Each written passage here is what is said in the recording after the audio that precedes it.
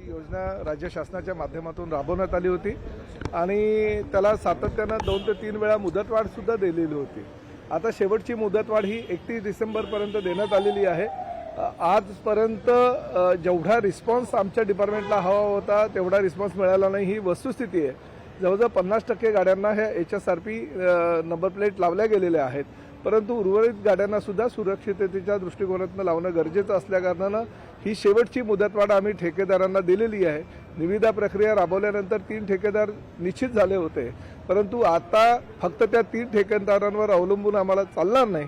त्यामुळे 31 डिसेंबर ही शेवटची मुदतवाढ ठरेल आणि 1 जानेवारी 2026 पासून आम्ही जे काही ठेकेदार किंवा ज्या काही कंपन्या ह्या क्षेत्रामध्ये असतील त्यांना नंबर प्लेट लावण्यासाठी खुलं मार्केट देणार आहोत, जेणेकरून भविष्यामध्ये लवकरात लवकर पुढल्या 3 ते 4 महिन्यामध्ये ह्या पूर्णतः नंबर प्लेट लावून पूर्ण होतील। बैठक आयोजित करण्यात आली आहे।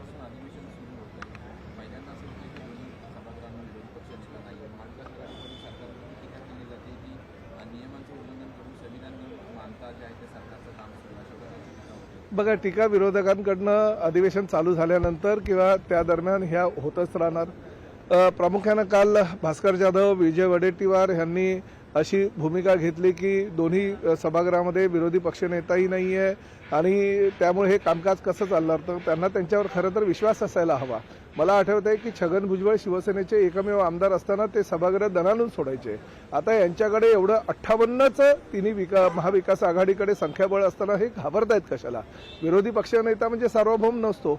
आणि हे सुद्धा काल देवेंद्रजी आणि आदरणीय एकनाथ शिंदे साहेबांनी सांगितलेलं आहे की विरोधी पक्षनेत्याचा निर्णय हा मुळातच सभापती आणि त्याचबरोबर अध्यक्षांचा असतो, त्यामुळे तो काही शासनाचा किंवा मुख्यमंत्री किंवा उपमुख्यमंत्र्यांचा अधिकार नाही।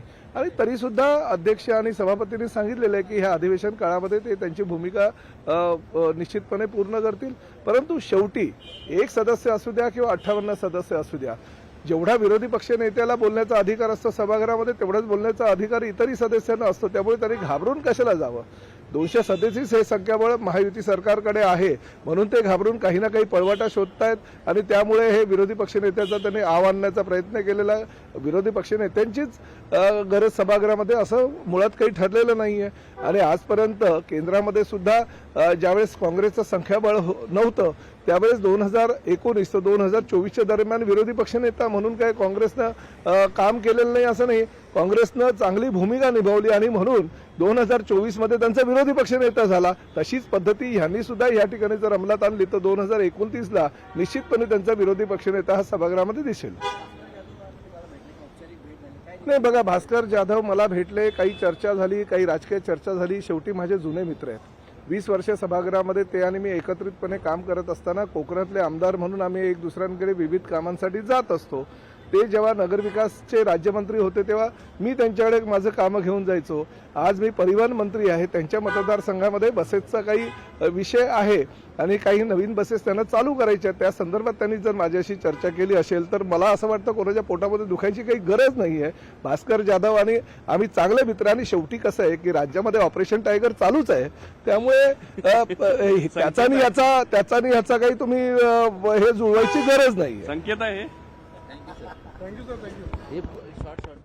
ऑपरेशन टायगर हे सुरूच आहे, पण त्याचा आणि या भेटीचा काही संदर्भ जुळवण्याची आवश्यकता नाही असं प्रताप सरनाईक यांनी म्हटलेलं आहे। प्रताप सरनाईक यांनी संकेत दिलेत का या भेटीनंतर, अशी देखील चर्चा या निमित्तानं होतीये। भास्कर जाधव आणि प्रताप सरनाईक यांच्यात भेट झालेली होती आणि अर्थातच राजकीय चर्चा देखील झाली अशी माहिती प्रताप सरनाईक यांनी दिलेली आहे।